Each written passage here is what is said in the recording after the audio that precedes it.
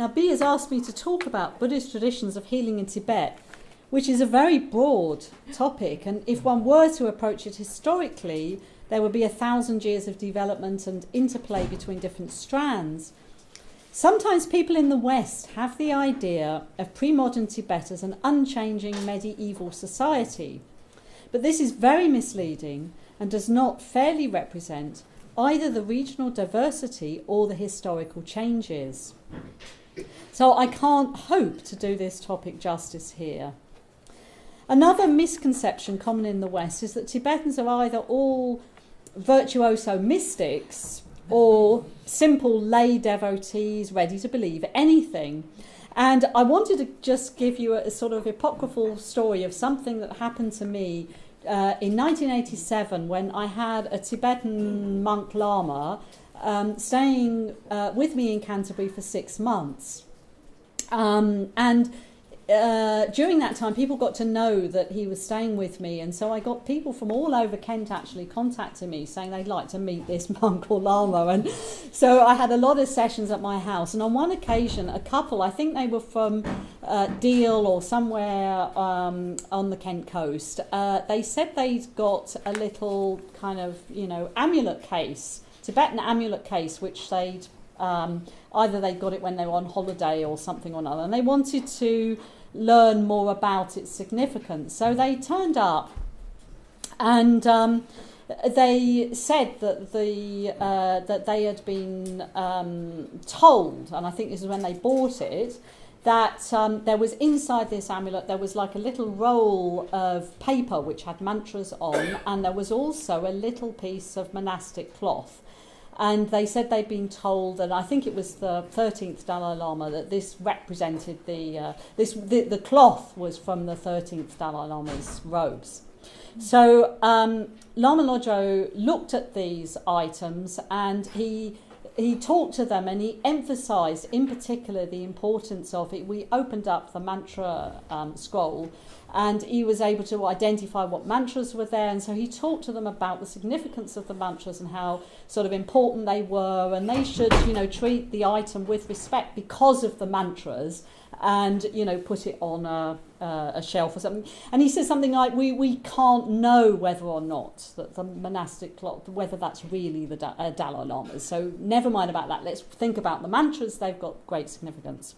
So when the couple were just about to leave, they said to me in English, they were quite surprised because they'd had this idea that of Tibetans being very kind of, naive and gullible, and that he would immediately sort of react to the idea that this cloth might actually belong to a Dalai Lama and therefore be... But actually what he was really excited about was simply the mantras. And so they were sort of surprised at that. So anyway, they left, and then afterwards he turned round to me and he said... it's a great pity, it's a terrible thing, Westerners are so gullible. And and I said, what do you mean? I mean, you were saying to them, that it may or may not, and, we all accepted that. And he said, no, he said, and that's, even you are fooled to, I was just trying to be polite, but there is no way that piece of cloth could possibly have belonged to a Dalai Lama. It is not good enough quality. There is no way that a Dalai Lama will be wearing cloth of that. So that some wicked Tibetan trader has tried to pull the wool over these people's eyes, and they are, and they've been taken in, and that they were even able to think that this was a possibility. It shows how Westerners are so gullible and how wicked Tibetans are. So that really made me think, because both sides were sort of expecting the other to be kind of naive, gullible, or whatever. So that was a funny little apocryphal story.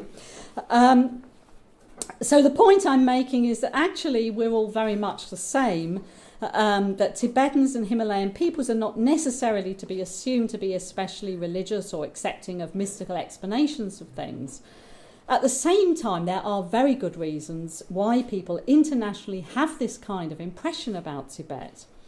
It's certainly true that over the past 1,000 years, Tibetans have invested huge cultural resources in supporting the exploration of the inner worlds and what we might call the science of mind.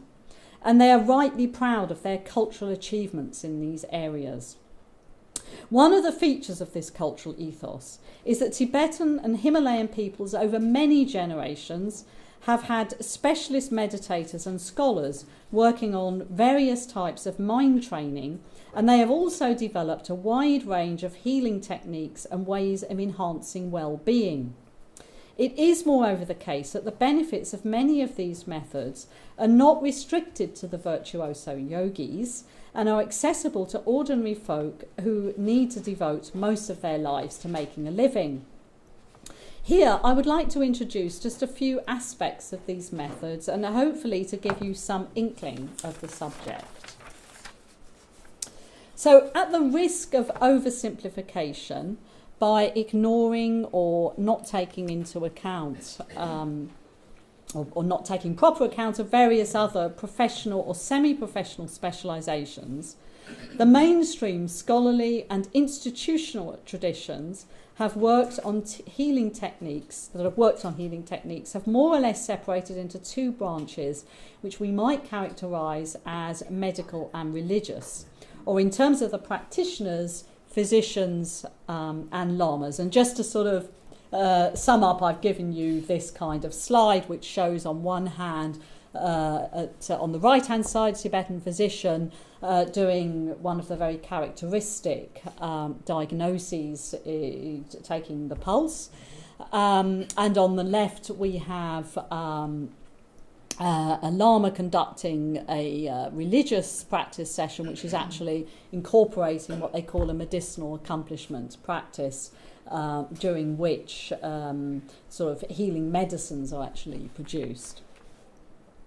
So I think I've got another slide. And the other one I wanted to show you that the next point, in some cases there may be some overlap of personnel and some techniques are shared by both groups. So I wanted to show you some just example of what we might call the elite, which combine both. On the left hand side at the top we have a very famous Lama physician, Kanju Rinpoche, and just under him as a family portrait, which was taken I think in the early 1970s, and of his children, three of the boys have become very well-known lamas, and the daughter who's in the picture has become a Tibetan physician. She also has the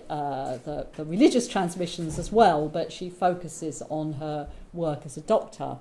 And then this group that depicted at the top right, the two founders, left and right, of an institute in northeastern Tibet, or Amdo, where they specialise both in the sort of tantric yogic practices, and they've got two famous yogis there, and also have some of the medical traditions as well. And in fact, of the two brothers, on the right there is Shan, who is particularly known as the Lama, and on the left, Dr. Nida Chanaptang, who is actually now well known internationally as a doctor. So obviously both cover both. So on a less elite level, there might also be local Lama physicians who combined both roles, often members of hereditary family lines of practitioners, receiving religious and medical training as part of family life. Having said that, the scholarly, medical and religious training, as well as important aspects of the lifestyle and the institutes for training, have increasingly become separate. In fact, although traditional medicine, or to use the Tibetan term Soa Rigpa, which means the knowledge of healing, integrates many Buddhist components, it also has innumerable other sources, including elements which do not fit altogether comfortably with some Buddhist perspectives. During the formative cultural period of the Tibetan Empire, from the 7th to 9th centuries Christian era, cultural influxes into the Tibetan court, including medical traditions from various neighbouring countries, which had in some cases succumbed to Tibetan military incursions. Tibetan Sowa Rigpa was based on the humoral theory of disease and came to incorporate many features of Indian Ayurveda and its herbal remedies, as well as adaptations of Chinese practices such as moxibustion and acupuncture, and numerous other sources and techniques.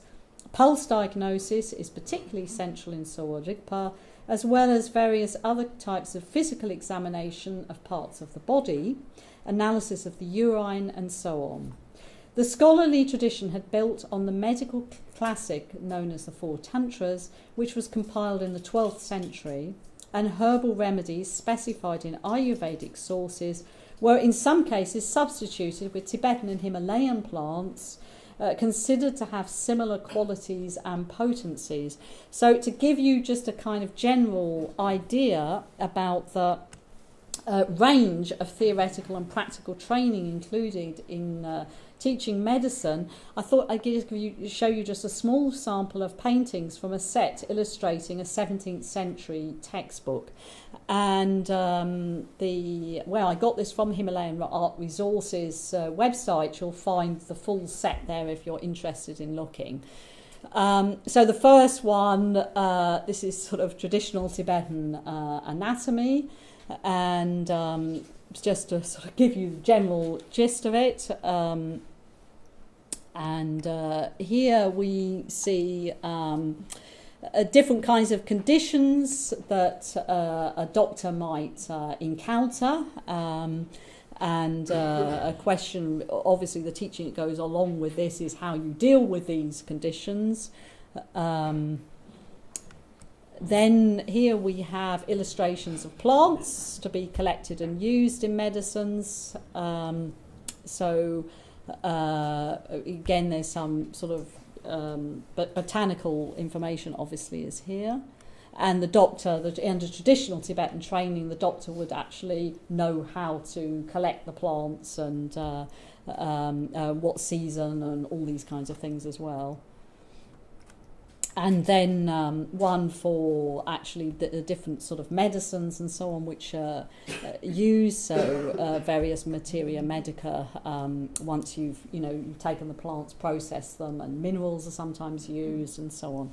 So I think that was the last of these. Oh no, I just wanted to add this one as well. I mean, traditional Tibetan surgery is a little bit scary, but there was some use of surgical instruments and so on. So it does give you some kind of idea of where things were at, sort of 17th century Tibet, in the medical tradition.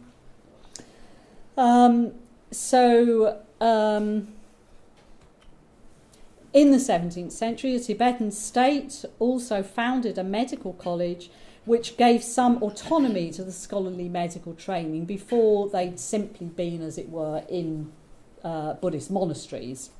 And so they've actually founded a medical college, although the intake was they trained monks, so it was kind of a sort of monastic medical college. Top left you see that medical college, which was sadly destroyed by the Chinese in the 20th century. But just bottom left is the reconstruction, or the institute, which was founded by a famous Dr. Lama from that college, and that's in the area of Darjeeling. And then on the right-hand side, then we come to this is in the early 20th century, then the Tibetan state founded a further medical college which was open to non-monastic trainees, and that is continuing still today in Tibet, which is the picture at the top, and beneath that is also the reconstruction of that institute in exile. That's in Dharamsala. So from the late 20th century, the process of modernisation and secularisation of the medical traditions has speeded up exponentially, both in China-occupied Tibet and in the Tibetan diaspora and Himalayan regions. In a context in which medicines are expected to be standardised, treatments to have scientifically proven efficacy, for medical training to be streamlined and for specialisations to develop. So now we've got a separation in the medical tradition between the physician and the pharmacist, for example. So given this development in the medical tradition, in a sense, the gap between what we might call what's now the clinic and what remains the temple has never seemed greater. Nonetheless, important aspects of the shared heritage between Tibetan Buddhist and Tibetan medical traditions live on in contemporary Sowa Rigpa. But for this talk, I want to continue by looking instead at the other specialism, that of Buddhist lamas in the temples and monasteries. It's worth bearing in mind that in pre-modern Tibet there were many areas where well-trained physicians were few and far between. And often the local lamas and monks might be the only recourse in episodes of ill health. Today they still have what we might call a complementary role, since biomedical facilities and traditional physicians may be more available. Most of the health or longevity enhancing practices performed in this Buddhist context are tantric rites with spiritual purposes, and the health benefits are more a sort of additional effect rather than the sole purpose, even though a ritual may be sponsored and performed specifically to heal one or more individual. One popular protective rite, often performed by a lama for an individual who is unwell, is known as giving the command, or Cargill. This ritual is an adapted version of the regular recitation practice focused on a tantric deity, in which the initiated adept identifies with the tantric deity and recites the mantra. In this case, the practice is centred upon the sick person. The tantric deity is visualised upon the person's head, emitting rays of light which pervade the person's entire body and generate a protective covering which cannot be penetrated by harmful influences. Unfortunately, I haven't got a photograph of this rite, but this is a photograph. These both photographs of related section within larger rites, where they have this section called Cargill, or protection. And one aspect of this is the fumigating the air with an incense known as gugul, and which is thought to sort of expel all the sort of evil spirits and so on.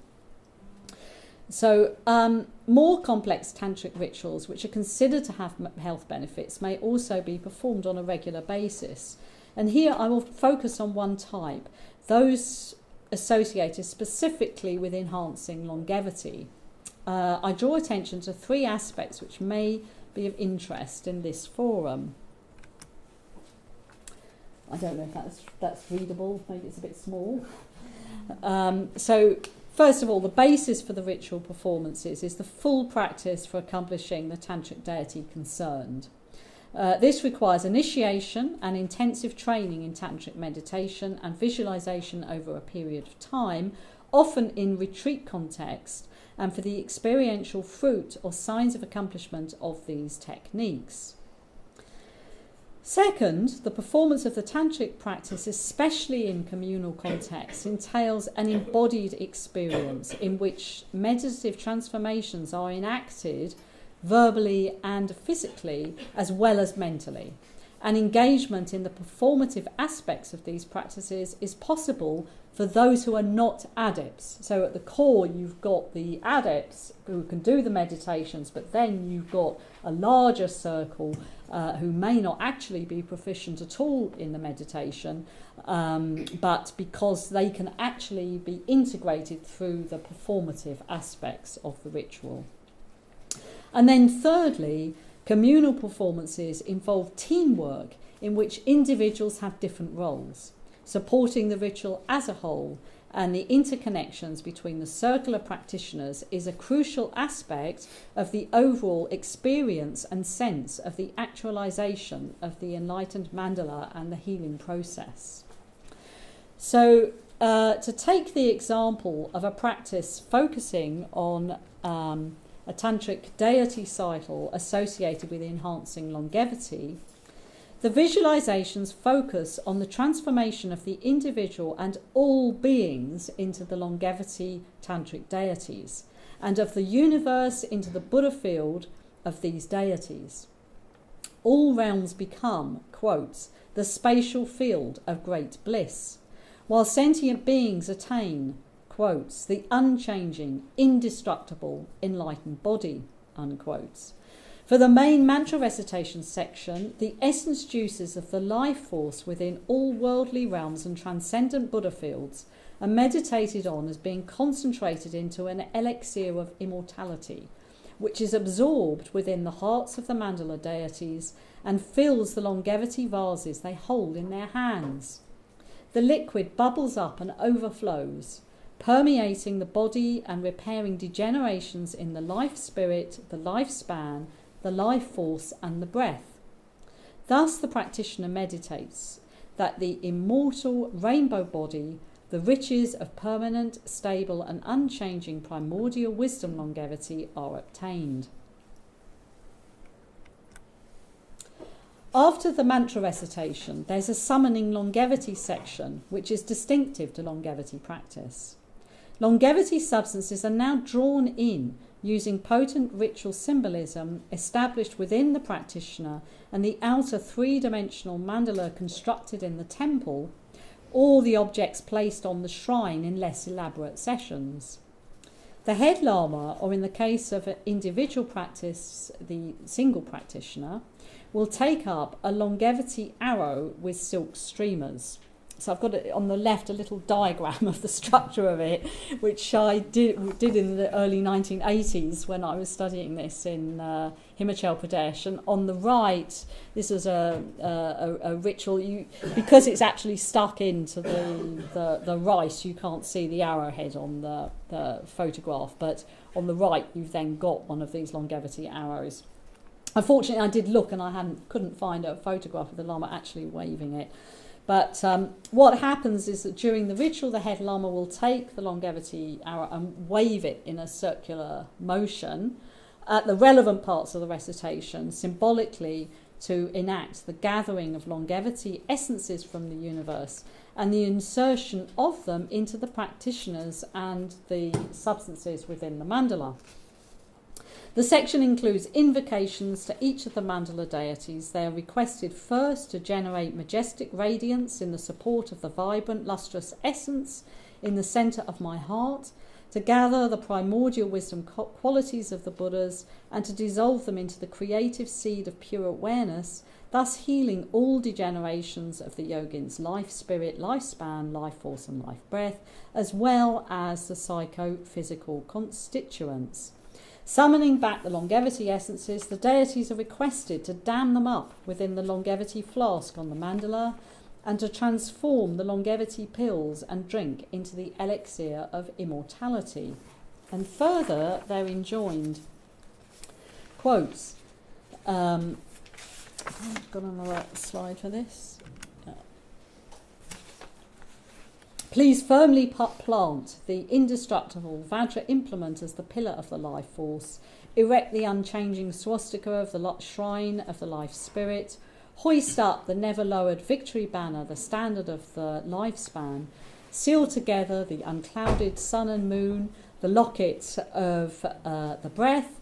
Detoxify the poisons afflicting the five aggregates. ripen them into the essence juice of the 5 elements. Please actualize the great bliss of the completely perfected primordial wisdoms of the 5 Buddhas, free from birth, death, and the deteriorations of old age, and grant power over the indestructible life, the uncontaminated rainbow body. While the principal deities are mainly concerned with bringing in the essences from the Buddha fields and from the universe as a whole, the retinue allocated the task of recovering vitality, which has been depleted at the hands of various evil forces. The meditation instructions following the mantra at the end of the session specify the practitioner should seal the longevity essences in the sun and moon locket, visualized in the heart, and the prongs of the cross vajra implement below should close up around it, seamlessly enclose it. A verse for sealing the summoned essences adds that having absorbed the juices into the creative seed in the heart, they have been dissolved into the ultimate spatial field, which is neither compounded nor subject to disintegration, so they should thus be sealed in the great vast open expanse of clear light, creating indestructible vajra longevity. The final fruit of this practice, which creates what they call great transmigration, a body of light, is enlightenment. But there is also the understanding that the purifications are operative on every level, and they will also bring a literal lengthening of lifespan. In fact, the ultimate and relative operate together. From the traditional perspective, the visualizations, together with faith and conviction that the longevity energies are genuinely coming into you, can create the causal circumstances which make, and they use the same word as for praticca samuppada, the causal circumstances which make the practice efficacious, removing mental defilements which can shorten the life. It's considered that meditation impacts not only on individual health but on the well-being of the wider environment. Landslides and other natural disasters are considered to be caused by degeneration in soil fertility or in its essence juices or nutrients, and it is precisely such essence juices which are meditated on as being restored by the tantric practice. The experience of the linkage between the individual and the environment in the practice and the mental construction of the environment as the divine mandala should prevent the practitioner from harming trees, rivers, and other features of the natural world. The commentary to this cycle highlights 2 aspects of the causal principles thought to be involved in the literal attainment of longevity through ritual practices. The first is that irrespective of the endeavours of the practitioner themselves, connection to the practice brings a real effect due to the force of the original aspirations of the Buddhas and Bodhisattvas in the past. Since they made special heart vows to nurture the longevity of those whose lifespans are impoverished and to protect beings from untimely death, even supplications to such Buddhas and deities can bring long life. Secondly, when the practice is performed sincerely, when self-identification with the tantric deity is established and single-pointed meditative absorption in the recitation achieved, then the essence juice of the mind will not trickle away and the strength of the body's lustrous essence will increase. The principle of the connection between the inner meditation and physical health is summed up, quotes, because outer and inner causal links are in step with each other, outer appearances are the natural appearances of one's own mind. So by the radiating out and drawing in meditations which gather in and dissolve longevity essences within oneself, the lustrous juices of the inner 4 elements will be actually reinforced. Discussions with Lupan Urgyen Tenzing Rinpoche, who acted as our Lama consultant during a research project on longevity rituals, added further examples, perhaps a little more pertinent to modern sensibilities. He suggested that absorbing these qualities is like sitting in the sun. One is soaking in the sun's rays, but the sun is not diminished. Also, it's like a bee collecting nectar. The flower benefits by being pollinated by the bee, so likewise the universe and beings can actually benefit by this connection and do not lose any life by the exchange. His final analogy highlights the human context of the tantric transmission. A teacher loses nothing when he passes on his knowledge. If anything, he may gain by sharing his knowledge and clarifying his own understanding as he teaches his students. So benefiting, giving and transmitting can be mutual, and the practitioner may literally receive renewed life from the deities of the mandala and the whole universe, while also reciprocally sharing the life essences with everyone in the vicinities. So I would like now to turn to an example of the creation and consumption of sacred medicines, the longevity pills produced in the course of the rituals for the immortal life's creative seed cycle and distributed to everyone present. It can be seen in the light of the second of the 3 points above, that is, the performance of the tantric practice, especially in communal contexts, entails an embodied experience.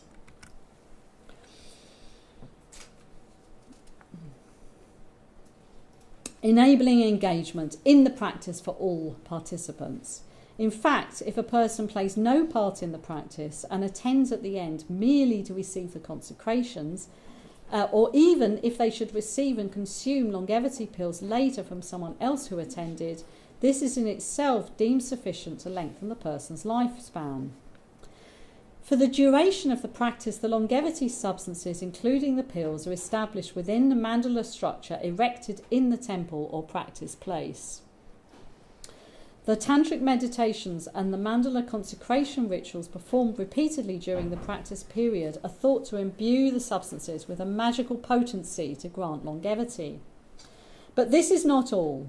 The substances are not randomly chosen, but consist of ingredients which are considered to have inherent qualities to promote longevity.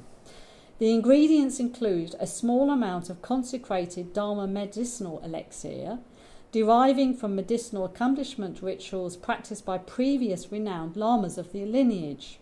In making a batch of such pills, a portion is set aside for use in future batches, so that continuity in these sacred substances from the great lamas of bygone times is maintained through the generation.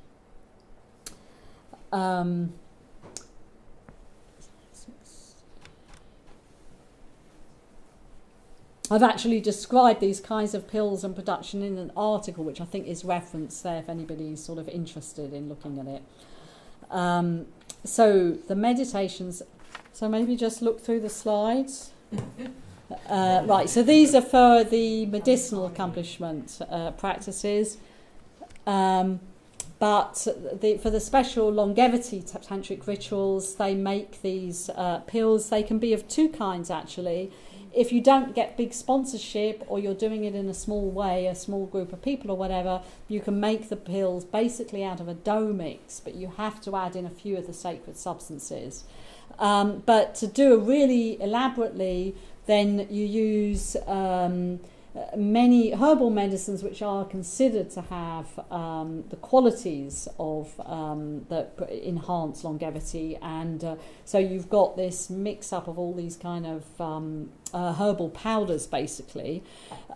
So this is like 2 days before the ritual. In fact, the night before, I haven't got photographs of this, but the night before in the Lama's own residence, some of the key practitioners sort of to do the initial mixing, and the Lama adds in the sacred substances from the previous generation. And then you get a whole team of monks the next day to actually roll the balls and to make the individual pills. So you've got them actually here, hand rolling these little pills. And this is them sort of drying, then laid out to dry. And a bag of longevity pills ready to put in the mandala. And then during the ritual itself, they're taken out during the breaks at certain times to add the kind of colour. So again, you get two of the very sort of key practitioners, in fact, are actually working on this colour and colouring the pills. So to recap, the pill-making process is part and parcel of a set of complex tantric meditations and rituals. So to return to the 3 points, the mental concentration engendered in this tantric longevity practice, which is with its visualizations of bodily restoration through the absorption of essences drawn from throughout the universe, is considered to bring actual physical well-being and enhance longevity. And this brings us to the second point relating to the embodiment of the mental transformations.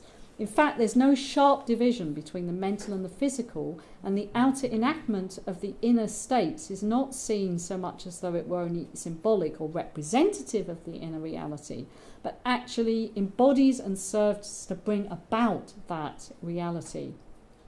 The constructed mandala and the longevity substances stored within it are called the supports, which uphold the tantric meditations and actualize its fruits. Then thirdly, the receipt of and consumption of longevity pills here is integrated into a communal performance which demonstrates and reinforces the bonds between the tantric practitioners, linked through the head lama, who is primarily responsible along with his inner circle for bringing about the tantric transformations and blessings. In other words, the social or communal dimension of the practice is considered fundamental to the efficacy of the rite. By attending the practice, even a person untrained in the meditations can share in the fruits of the meditations and gain increased lifespan. In a global context in which there is interest in the real physiological effects, for example, of placebos and other manipulations of the whole body-mind complex, and also interest in the effect of the social context in which medical practice takes place, it may be that the kind of tantric ritual symbolism we witness in these examples can tell us something about Tibetan and Himalayan healing and medicinal remedies, which might otherwise be missed in a focus purely on the rather more secular medical traditions of the knowledge of healing or Sowa Rigpa as practiced today. Right, there you go.